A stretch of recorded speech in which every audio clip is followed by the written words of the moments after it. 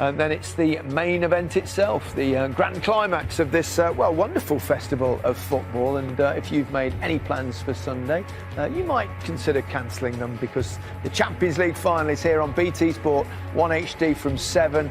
And on Sunday night, one of the best loved and most enduring nights on the WWE calendar, it's the biggest party of the summer. I'm reliably informed. SummerSlam, reigning WWE champ Drew McIntyre takes on Randy Orton in the main event. Catch that and every other bout exclusively live on BT Sport Box Office WWE. But we've been watching the football, and it's been a very satisfying evening for Paris Saint-Germain. After all these years, they've finally made it to a Champions League final. Overall, Rio, comfortable. Comfortable. I thought the man in the picture there, Di Maria, I thought he was tremendous tonight. 2 assists, a goal, a complete part in the story tonight. But what was impressive as well was that the other 2 strikers alongside him, the 2 superstars, the way they moved off the ball, they made it difficult, running in behind, looking to hurt you at all times. And it makes for a mouth-watering final.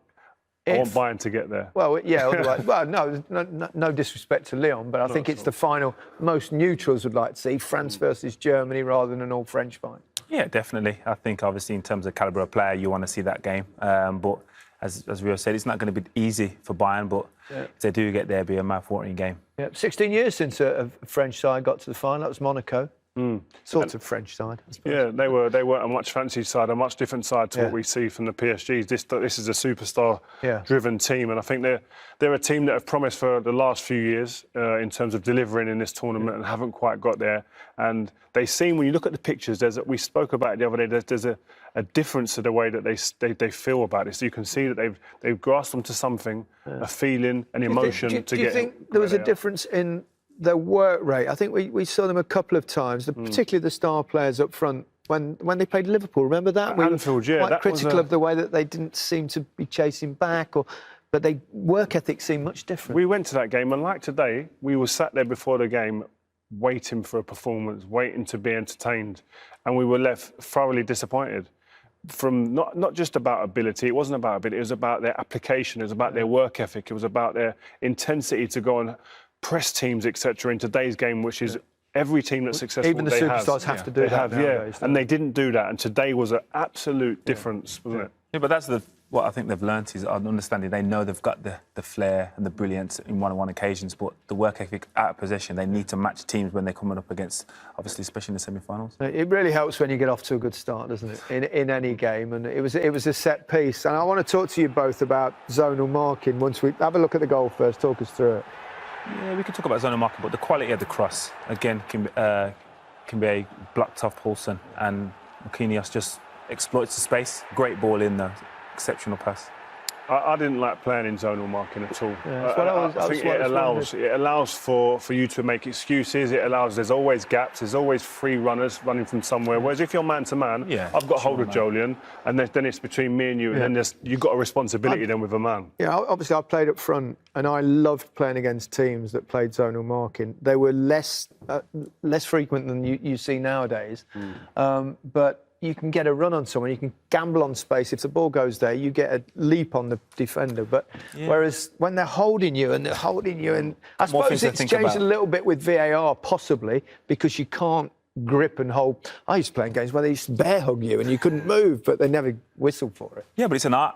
Man-to-man marking from corners and set pieces is an art. It's not just easy, and it's not something you can just do and expect every player to do, because not all players are comfortable doing that. But as a defender, it does give you an excuse if you do zonal marking and they get a run on you. Yeah. We all like excuses. Give a footballer an excuse and he'll use it, that's for sure. The second goal, Di Maria, you picked him out as your man of the match, Rio. But this was not just the finish, but the exquisite touch from Neymar. This isn't about Di Maria, this is about Neymar, his awareness, his that ability to just do things off the cuff and execute in split-second decisions. And that's when you're separating good players from the top players, and he'd done that. It was a magnificent touch. At first, I thought he didn't actually mean it. You see the replay and I think he did. Wow. Great finish from Di Maria. I think 11 goal involvements, which is his best in the Champions League. 9 goal involvements, which is one better than when he won it with Real Madrid. But Di Maria, I mean, since he signed for PSG, he's had the most assists bar Messi in the top leagues. Oh, wow. So he's somebody who's got great output in terms of delivering chances on a plate for players.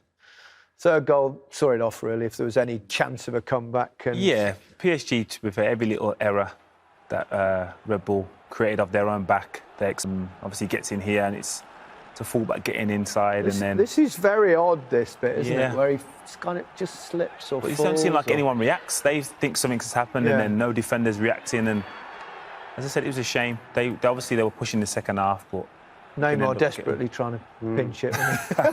Don't blame him. as all guys. But what PSG done is they knocked the stuffing out of this team. Yeah. This is a Red Bull team that we've all talked about, we've all given huge compliments to, and rightly so over this course of this tournament. But today, PSG got their game plan spot on and they executed that, and it was from the first minute. And they really, really ground this team out and they said, listen, this is going to be our semi-final. We're taking it all out of your hands. This is about us and not you. And that's what you've got to do in these big competitions, in these big pressure situations.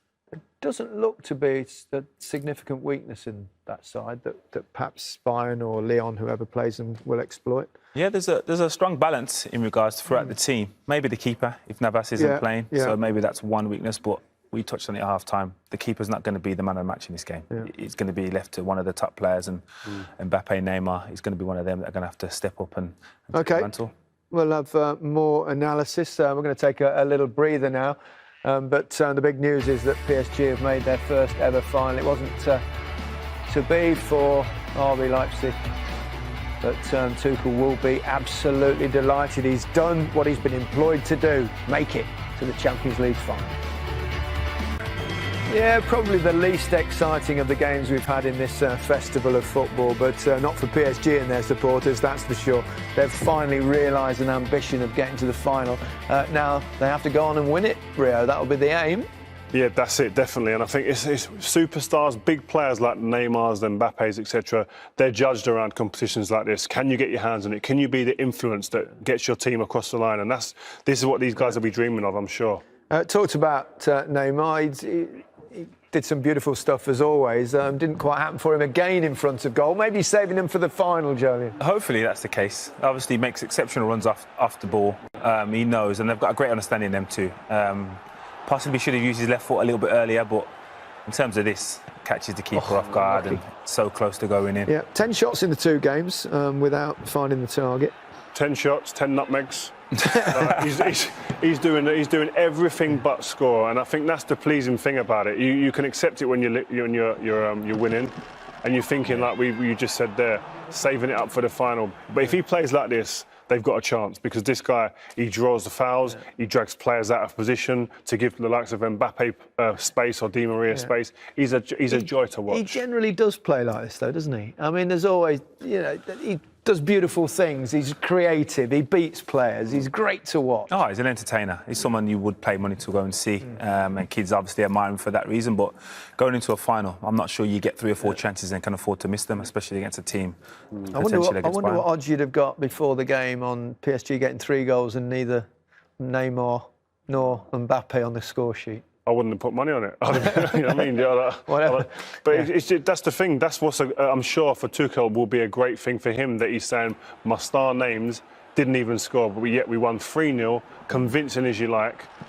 And they still had an influence. What they do is they might not score, but they have an effect because they scare the life out of teams. They went close, that's for sure. Yeah, they did. That was a good chance. I think this is what the effect they have on players on the opposing team. The defenders are uneasy. They're not coasting through games. Upamecano, great young talent, didn't look as comfortable today. Didn't play badly by any means, but I'm saying there's a discomfort in players. A fear factor that them players have, and that's what Red Bull didn't have. Werner obviously creates that fear factor the difference for defenders. Was each end of the pitch, really, wasn't it? Yeah, definitely. They can get up there, and then as a defender, if you know you're facing one of the top marksmen in Europe, you know you have to be concentrating all the time, and that's what obviously Red Bull had to do. Tuchel. I mean, he's done what Ancelotti couldn't do, Laurent Blanc couldn't do, Emery couldn't do. He's got them to a final, the Champions League. He's obviously domestically they clean up year in, year out, as they do. But this is the benchmark. This is where you'll be judged as a PSG manager, because that's the demands of the football club now. They're huge investment. They want to see it repaid. It's mad, isn't it? The difference, a couple of minutes, mate. Oh. Atletico, right, that last minute or so in that game in the Atalanta. And it could have all been different.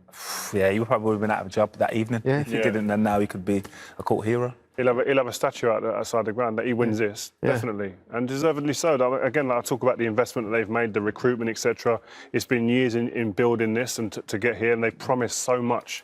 And these players, I mean, I keep going on about it, but it is such a true thing within a football squad, is when you feel that moment, there's a game, we've just got by a team last minute, there's something, and that builds that kind of feeling that this could be our year. And the side of the draw they were on, that would have been another indicator. Listen, we've got to get through now. We must get to the final. And then it's going to be about them versus Lyon or Bayern, which we're going to take in tomorrow. RB Leipzig, what can they take out of this? A lot of positives. Hopefully they don't get dismantled, their squad. They keep a high number of players and progress. Obviously the recruitment's going to be key again next year. They've lost Werner, so I'm sure they've got replacements in mind, but in regards of, they can take a lot of positives out of their performances and the way they've conducted themselves. Given their strategy, buying young, etc., have they gone as far as they can go? Have they found their ceiling? Listen, I think that's probably a bit harsh because, listen, any team that takes your top goal scorer out midway through a competition like this, they're going to be harmed, and they was to that. I mean, their striker, Paulson's got 5 goals this season. So to expect a Timo Werner performance and effect in a game of this magnitude would be stupid to really think that. So, but listen, again, like Julian said, the recruitment will be very important and keeping hold of some of the players that they do have. Yeah, we can hear from their manager now. Here's Julian Nagelsmann. He's with Des Kelly. Julian, a painful night, a painful result. What was behind that performance this evening? I think at the end, the 3 points and ticket for the final for PSG is well deserved. First 10-12 minutes we did well, I think. We were good in the game. Had good ball-winning moments, good counter-attacks, and the final third we were a bit too hectic. Had no good finish situation, and then we get the free kick and the goal. After that, we need 5 minutes to get back in the game. Then it was okay, and then immediately we get the second goal. Then it was hard to come back into the game because PSG has a lot of quality. And at the end, they were a better team today, and you have to accept this. It's hard, but football is sometimes it's like that, and today it's like that. You had 33% possession in the first half. When you're under that much pressure, you almost need to be perfect. But a couple of defensive errors, particularly the second goal, that was a turning point. Yeah, you have to decide before the game if you attack very early and you have space behind your defense line, or if you attack a bit deeper and try to do your own counter-attacks. And at the first 10 minutes, I think we had 3 or 4 good ball-winning moments and open up the game. We made 2 or 3 big mistakes and then received the second goal, and then that's not that easy. I saw that when we received the second goal that the belief of our players was gone a little bit. I think that's normal, and then it gets more complicated in ball possession to create chances, and at the end it was a question of character, and we did it well in the second half. We tried to do, but we have no big finishing moments, and at the end, as I said, it's well deserved. And the wider picture, although it's a disappointing night, there's so much to be proud of in this run right through to the semi-finals. I mean, beating Benfica, Spurs, Atletico on the way. These are great memories. At the end, it's not that easy to think about the good season we did in the Champions League, but I think in 1 week it will be okay. We know that the Champions League season was very good for our young team, and we try to do it again in the next seasons. We try to work hard in the future. Now we sent the players 1 week home so that they get new power, and then they came back, and we have to work for the Bundesliga and then the Cup, and then we try to do it as well as this season in Champions League again. Thanks very much. Thank you. Perfect job, no question about that. To get this far, amazing job. I think his reputation has gone through the roof during this tournament, especially. We saw the way that his team dismantled Spurs in London, and I think at 33 years old to be doing what he's doing and to have the clarity within his team tactically, I think he's got a really bright future. Yeah, Fancy he's going to do well. He's going to go to probably one of the giants. And you would expect so, at some point, especially with the clarity he shows and the understanding of his philosophy. With better players, in the greatest respect to Red Bull, I'm sure they'll be title contenders very soon. OK, well, PSG are in the final on Sunday, but their opponent is yet to be decided. Lyon play Bayern Munich tomorrow at the Estadio José Alvalade. Andy May is there for us this evening with the latest.